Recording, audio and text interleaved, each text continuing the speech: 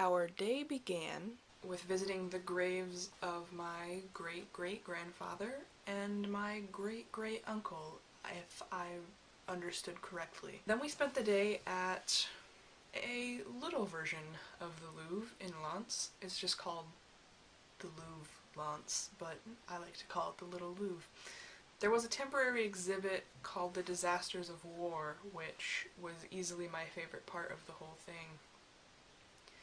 It was kind of all about the way that artists have portrayed war and anything to do with war throughout history, and the way that that's changed, and how they've sort of become disenchanted with it since the era of the heroic soldier, before basically the Napoleonic Wars. The Napoleonic Wars is what started the exhibit, and then we made our way through the wars of conquest with our imperialistic roots. The Crimean War. Next was the American Civil War, which was actually some of the first photography taken of battlefields and such. The Franco-Prussian War, the First World War, the Spanish Civil War, World War II, the French Indochina and the Algerian Wars, the Vietnam War, up until the last section, which was called Wars of Our Times.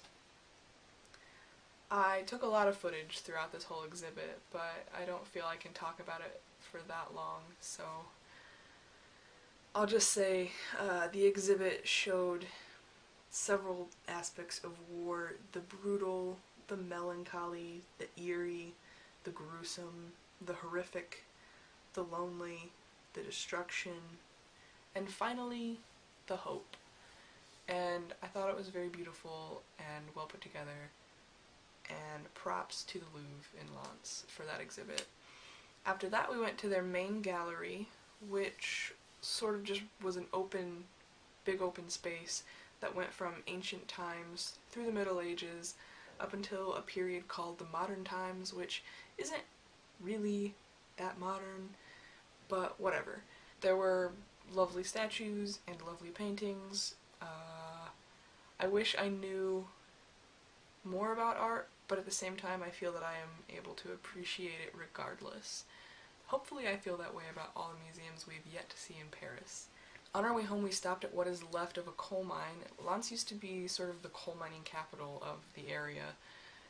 It no longer is, but that's actually the reason that my great-grandfather moved to the United States in 1908, because there was a mining disaster around where he worked, and he basically wanted better conditions. So he came to Indiana, which also used to be a coal mining area, and it was just really interesting to see the area that my ancestors probably worked. Oh, and this is what happens when France wins a game at the World Cup.